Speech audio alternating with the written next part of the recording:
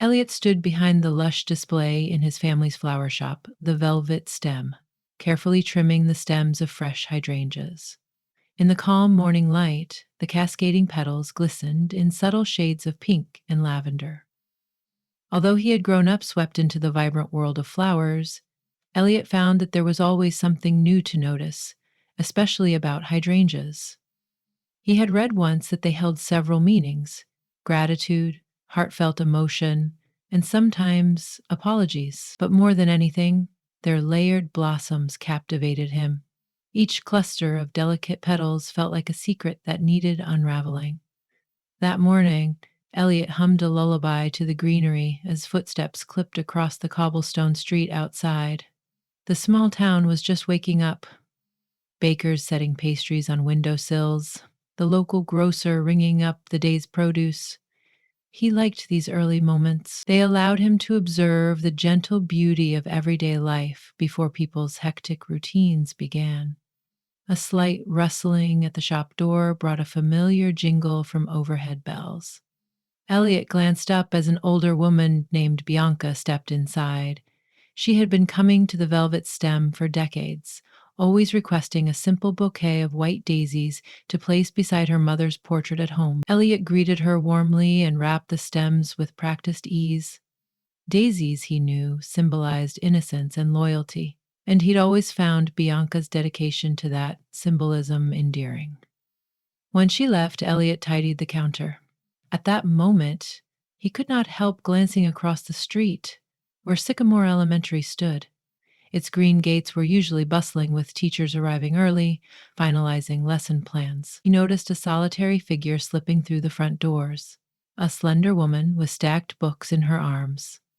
Miss Quinn, the quiet, reserved teacher who fascinated him more than any flower he had ever encountered. They hardly knew each other beyond nods in passing, but Elliot had felt an odd pull toward her from the first time she had visited the velvet stem.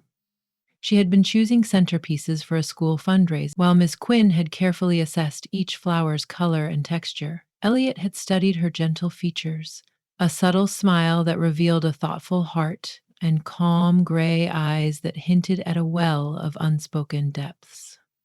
She rarely spoke in anything more than a soft, measured tone. That day she had lingered over the hydrangeas, touching a few petals before politely moving on to daisies.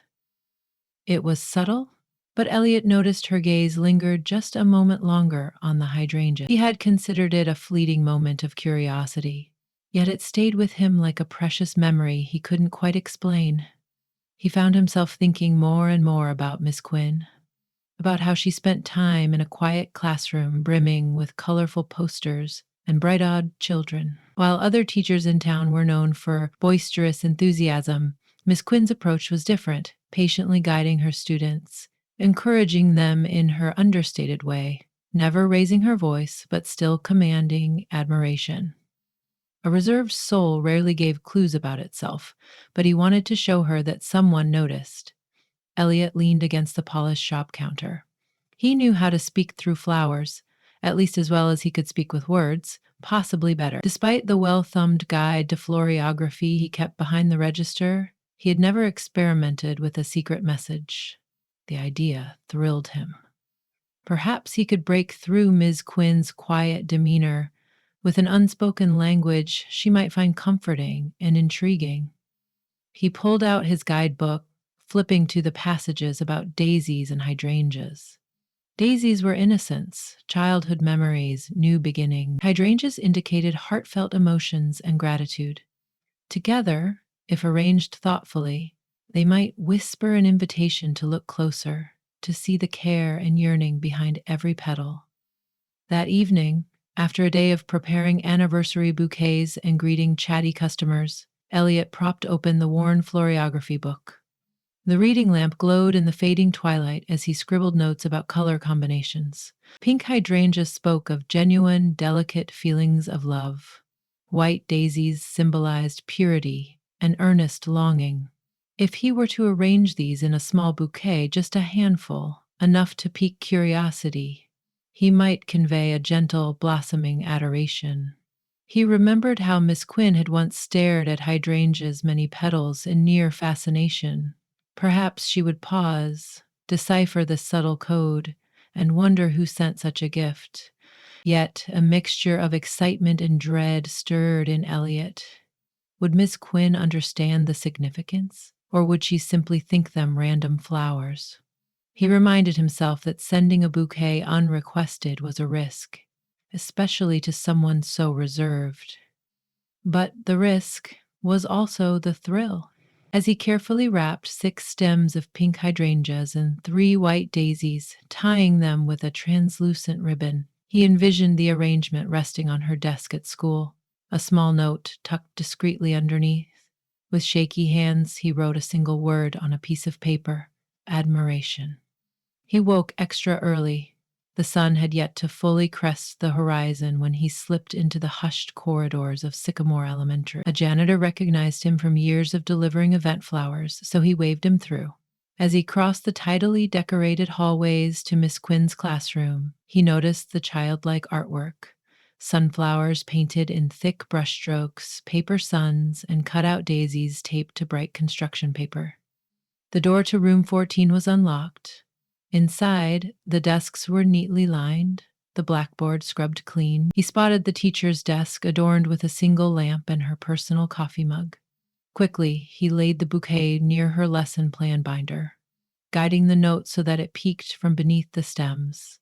Before he could second guess himself, he slipped out of the building. For the rest of the day, Elliot was keenly aware of every moment passing, as though the clock's tick weighed on his chest. How had Miss Quinn reacted? Did she find them lovely or puzzling? In the late afternoon, he pretended not to stare out the window when school let out, children flooding the sidewalks. But he caught a glimpse of Miss Quinn in the distance, walking steadily, bouquet in her arms. His heart fluttered. She had taken it, which meant that, even if she didn't understand the message, she valued the flowers enough to keep them. It was more than he had dared hope. The next morning brought new anxieties. Would she come by the shop to inquire about who sent the flowers, or would she let the mystery be? By noon, Elliot had sold every rose in the cooler, yet could not settle himself. When Miss Quinn finally appeared at the velvet stem's doorway, the bells jingled so softly that for a moment he thought he was imagining. But there she was, in a modest lavender blouse, shoulders slightly hunched as though shy about her presence. She approached the counter, clearing her throat. "These are lovely," she said, carefully drawing the pink hydrangeas from the bouquet. "I don't know who sent them, but they were on my desk." It took all of Elliot's composure not to show a reflexive smile, too big, too revealing. "They are beautiful," he agreed, feigning innocence. "Hydrangeas are quite special." Miss Quinn ran her fingertips along a soft petal. "Yes, I did some reading. They can mean gratitude, apologies, or—" She paused, her cheeks rose pink. "Heartfelt feelings." The words hung between them. Weighing them, Elliot offered a mild shrug. "Well, perhaps your admirer chose them carefully, or maybe they just like the color." She nodded, lightly stepping back. "Possibly. In any case, they brighten my classroom. I just wanted to see if someone here might know how they got there. The delivery was from this shop, right? I recognize the ribbons." "Yes, we do supply flowers to the school for various events," he replied. "But I wouldn't know. We do a few private deliveries, too." He could tell Miss Quinn wasn't sure if she believed him. Yet her hesitation also hinted at the faintest curiosity. "Thank you," was all she said, cradling the flowers before she left. Elliot's heart thrummed. She was inquisitive, but she wasn't accusing him of anything. Without a doubt, he had her attention. That night, flipping through the floriography guide, Elliot considered how to continue. A second bouquet might be too conspicuous. She might suspect him explicitly. But how else could he keep the conversation alive?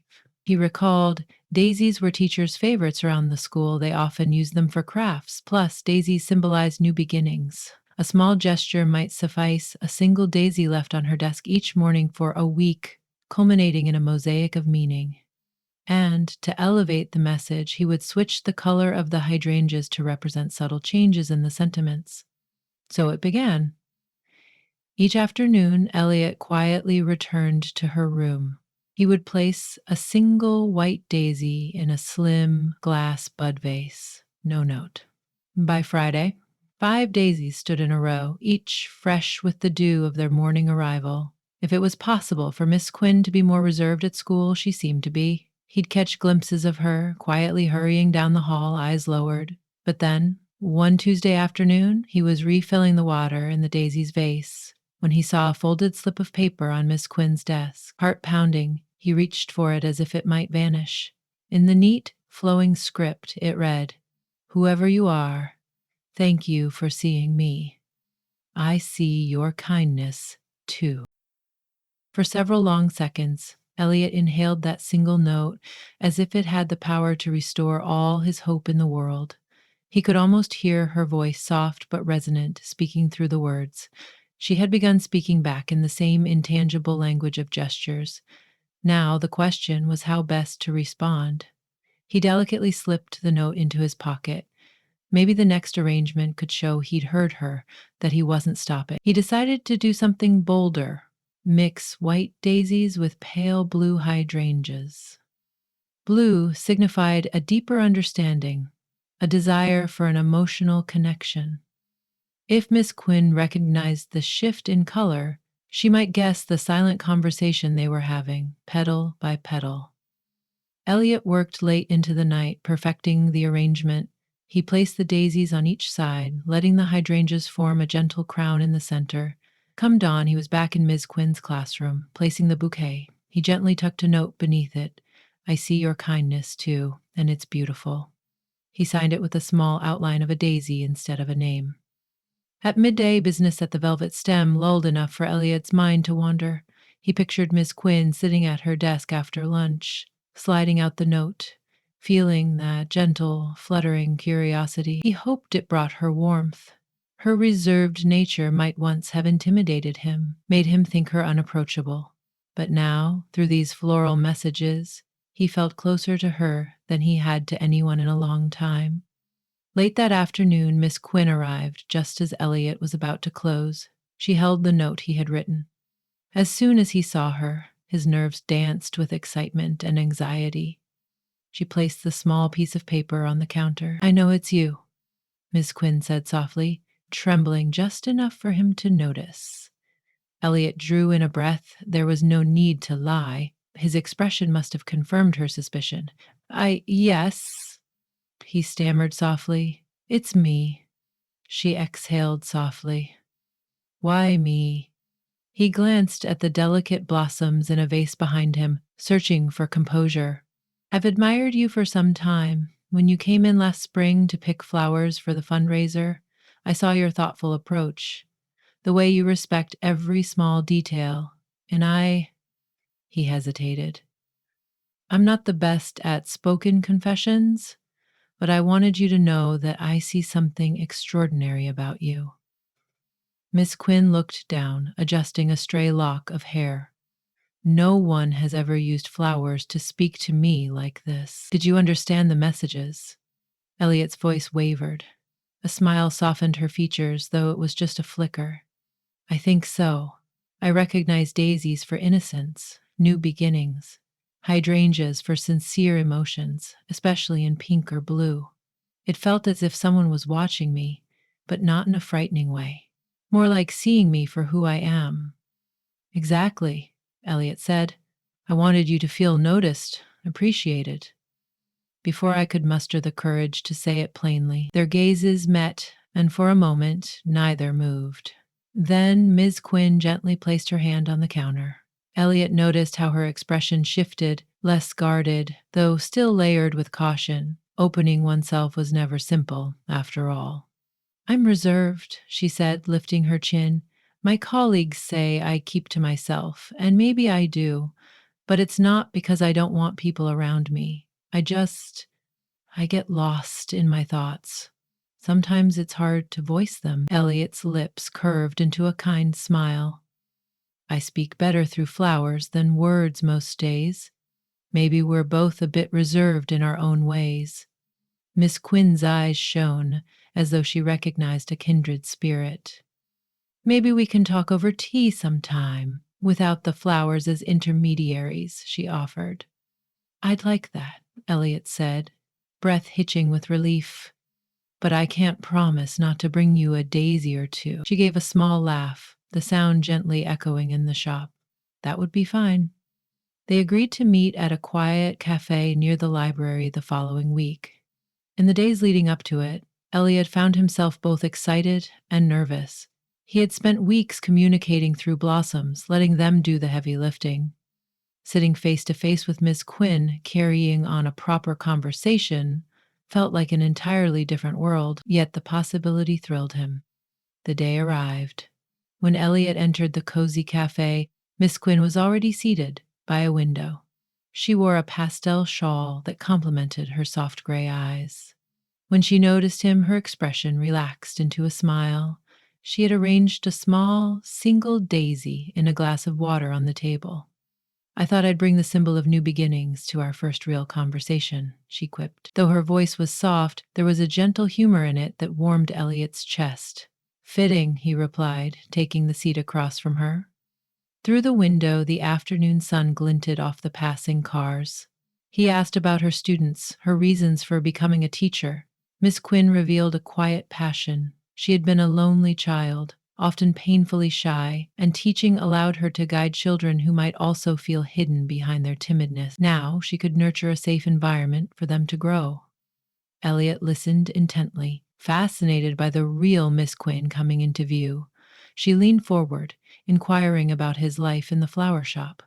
Elliot confessed that even as a child he would try to talk to the blossoms in the greenhouse, imagining he could coax them to bloom a bit faster by encouraging them. His parents once teased him for the habit, but eventually recognized it as a gift.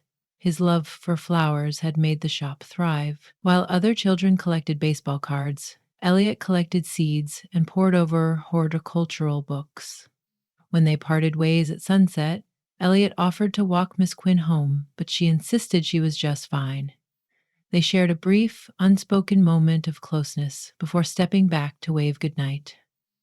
In the days that followed, Miss Quinn occasionally stopped by the shop for small bouquets to decorate her classroom, a pleasant pretext to Elliot's delight. They started trading short messages on small pressed flower postcards. He would leave them in her mailbox at school, and she would return them to him in a quiet corner of the shop. Blossoms had opened the door, and now their words felt freer. Though Miss Quinn remained soft-spoken, Elliot considered every quiet word a treasure.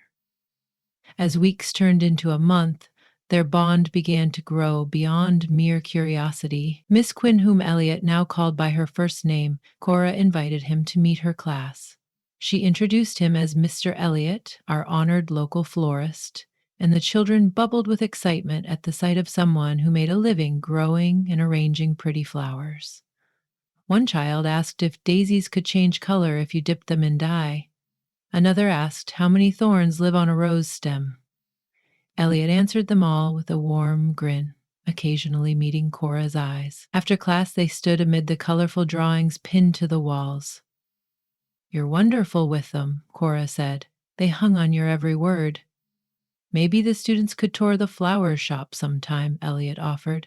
"I'd love to show them how we arrange bouquets." Cora nodded eagerly. "That would be lovely. They'd adore seeing how you cultivate the blooms."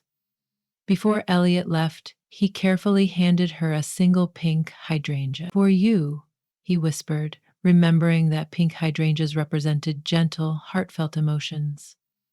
"Thank you for letting me speak in a language I'm comfortable with, and for answering back." She took it, pressing the flower gently between her fingertips. That look in her eyes was one of grateful understanding. "And thank you for hearing me when I've often gone unheard," she replied. After that day, their budding relationship began to stretch outward, blooming into something neither had experienced before. They shared lunches in the school courtyard, discovering the small joys they both admired, parents reading to their children on park benches, the hush of the library's book aisles, stargazing on an empty country road. Cora, who once found it difficult to meet someone's eyes, began seeking Elliot's glance, as though in his presence she felt safe. Elliot, in turn, found the courage to voice his sentiments in words, no longer relying solely on flower petals to express it for him. One crisp autumn afternoon, Elliot proposed an idea: an after school gardening club where he and Cora could teach the children about planting seeds, caring for sprouts, eventually harvesting their own small bouquets for parents or friends. Cora's face lit up. It was a chance to share with the children a gentle craft that might spark their sense of wonder. The principal readily approved. Soon, a corner of the schoolyard became dotted with newly tilled soil. Children crouched in lines, patting seeds into the ground, squealing whenever a worm appeared in the dirt. Elliot knelt beside Cora, demonstrating the tender way to water fresh seeds without washing them away.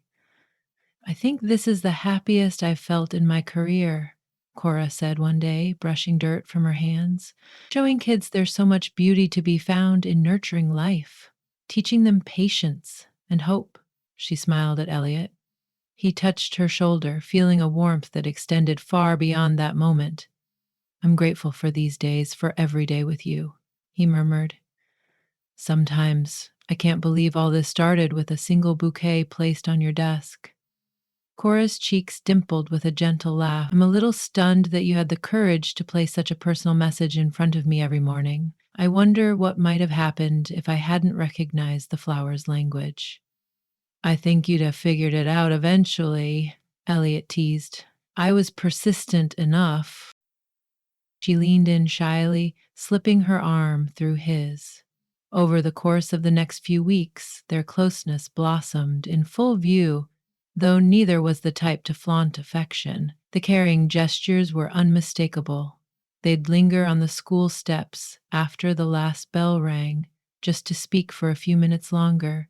Townspeople, initially surprised by the quiet teacher's new glow, soon recognized the genuine tenderness exchanged between the florist and the reserved educator. As winter approached, the garden club's final daisies and hydrangeas were no longer blooming outside.